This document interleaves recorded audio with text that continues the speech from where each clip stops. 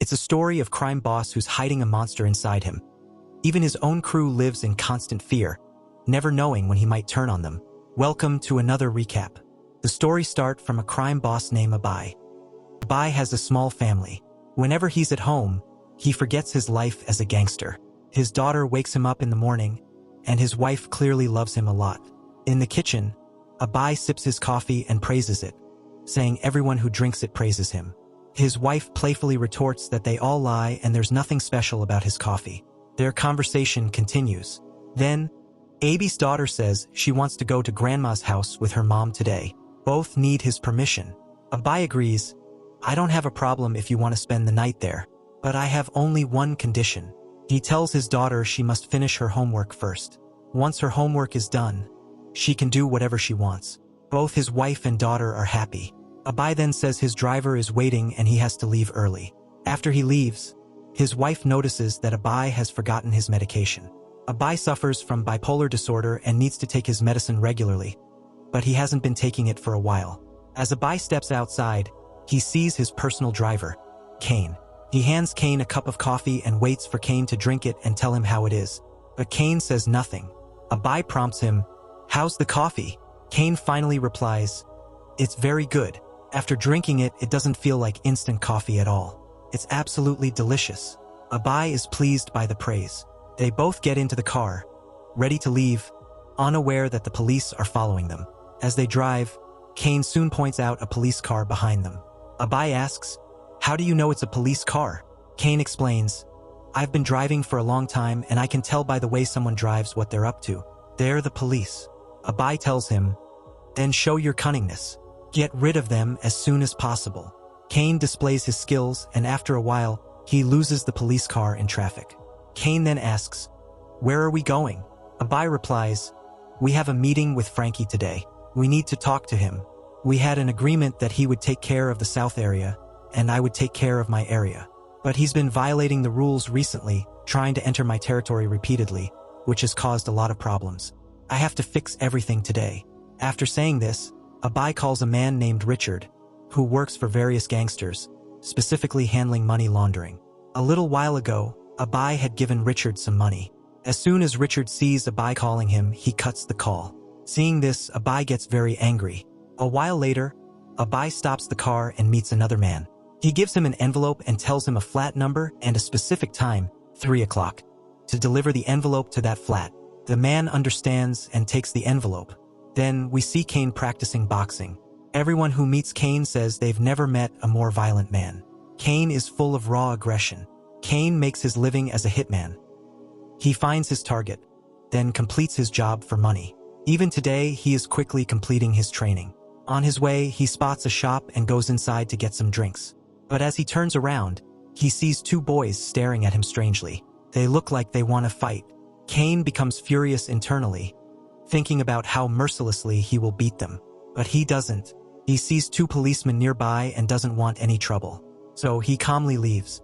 As he enters his building, he meets another man. The way they look at each other, it seems they are about to fight. But a woman is also standing there, and seeing her, both men calmly go their separate ways. Cain goes to his apartment to take a shower. Then, we see the same man to whom Abai gave the envelope, telling him to deliver it to an apartment at 3 o'clock. That apartment belongs to none other than Cain. The man arrives and slides the envelope under Cain's door. On the other side, we see Cain, who has just showered. He sits down to watch TV. The news reports that a man has been brutally killed recently. Cain remembers that this is the man he himself killed. He completed the contract mercilessly. Then he looks at the envelope in front of him. As he opens it, he finds a picture of Richard, the man who didn't answer Abi's call. Cain immediately begins to prepare to kill Richard. Meanwhile, we see Richard in his kitchen. He sees a call coming from an unknown number. He thinks it might be Abai, so he hangs up and goes to the shower. While he's in the shower, his phone rings again. His wife sees a message on the phone and realizes Richard is having an affair. Richard had told her he had a very important meeting today. Now, his wife understands where Richard is truly going. A while later, Richard comes out and tells his wife not to wait up for him, as his meeting might go late and he'll be home late. His wife grows suspicious. Richard leaves in his car to meet the other woman, unaware that his wife is following him. Also, Cain has arrived and is following Richard too. Meanwhile, Richard is talking on the phone with the woman he's going to meet. She tells him, "I feel very bad for your wife, especially knowing she's pregnant. And we're doing all this. We're cheating her. If she ever finds out the truth, she'll be devastated. And it could be very bad for her child." Richard dismisses her concerns, saying, "You're thinking too much. Nothing like this is going to happen. My wife will never find out about this." On the other hand, we see Richard's wife, who is very upset and crying. She repeatedly calls her younger sister, Kelly, hoping to confide in her, as she has no one else to talk to. After many attempts, Kelly finally picks up. Richard's wife tells her everything. "My husband is cheating on me, and maybe he's going to meet some girl now. I'm following him. I'm very worried. I don't know what to do. I can't live with this man. And thinking about this, I'm even more worried that I'm pregnant with his child. I don't know what to do." Kelly advises her to stay calm, saying, "The more you think, the more your problems will increase." Then we see Richard talking to that girl again. We soon find out that the girl is none other than Kelly, his wife's own sister. Kelly tells Richard, "Everything is ruined. Whatever happens, we shouldn't meet now. Especially not tonight at all." She hangs up. Richard angrily turns his car towards a parking lot. He also suspects his wife might be following him. As he gets out of his car in the parking lot, he sees Cain standing in front of him. Cain shoots him.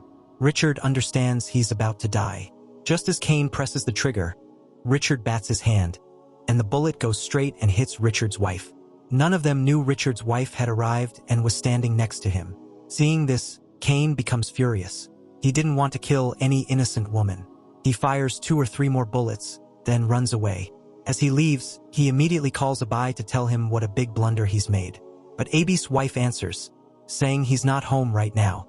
Cain doesn't know what to do. Meanwhile, Abai reaches the club with his driver. This is where he's meeting Frankie. They wait for a while, then see Frankie arrive with his younger brother. Abai extends his hand to shake Frankie's, but Frankie refuses to shake it. After a while, he hugs him. Then Frankie's younger brother starts making fun of Abai in his own language, thinking Abai won't understand. But Abai is very smart. He understands everything. He directly tells Frankie that he wants to get straight to the point. "You may have forgotten the deal we made. You're constantly coming into my area and causing trouble." But Frankie doesn't answer. He just keeps smiling. After a while, he takes out a chess set and says to Abai, "Why don't we play a game?" Abai asks, "Why do you want to play chess?" Frankie replies, "Because here we'll put our areas at stake. If you win this match, the south area will be yours. And if I win, the east area will be mine, and you will never interfere in my work. You'll disappear completely." Hearing this, Abai says, "I don't play small games like you guys. If I play chess, something big will be at stake." Frankie asks, "What could be bigger than this?" Abai says, "If I win, I will kill you. And if you win, then you kill me. Our lives are going to be at stake. Let's start the game." Frankie gets angry. He says, "Have you gone mad? We'll risk our lives to play this game? This can never happen. I'm leaving." Saying this, he starts to leave with his brother. That's when Abi's men catch him and bring him down. Frankie gets even angrier. He says, "What did you think? I came here alone? I knew you'd definitely do something wrong. That's why I've sent my men to your house. If anything happens to me, they'll shoot your entire family. So it's better for you to let me go." Abai says, "Do you really think you can hurt my family?" Frankie says yes. Then Abai says, "Call your men." Frankie calls them directly. His men pick up the phone. Then he smiles and says, "Go inside the house. I want Abai to hear his wife's screams." Then they go inside the house. But even after searching the entire house, they don't find anyone. That's when they see a box. They tell this to Frankie. But as soon as they open the box, there's a big explosion. All the people die in it. That's when Abai tells Frankie, "What did you think? I never play any small game. Before meeting you, I knew what you could do. That's why I was planning this since morning. Now all your men have been killed. You won't gain anything by dying. You have only one chance to stay alive. If you really want to stay alive, then play this game and win it. Because you're going to die anyway. And if you lose, you'll still die." After saying this, he starts the game. Frankie also has no other choice. He's also playing chess. Now this game slowly progresses. But after a while, Abai realizes that he has forgotten his medicines at home. And without medicines, his condition starts getting worse, especially his mental state. He starts doing weird things. On the other hand, Frankie's condition is also bad because he's playing out of fear. We can see fear on his face. He knows that his death is certain today. But Abby's condition is also bad. He can't make the right decisions. And one by one, he starts losing. After a while, he sees that he has indeed lost this game. After winning, Frankie can't believe he won. He starts laughing and cursing Abai, saying, "You lost and I won." But Abai is very angry. He takes out his gun and shoots Frankie's younger brother in the head. After that, he stands up and curses Frankie. And one by one, he starts bad-mouthing other people too. Everyone thinks they're not looking at Abai, but at someone else. His reactions are very different. He never reacts like this.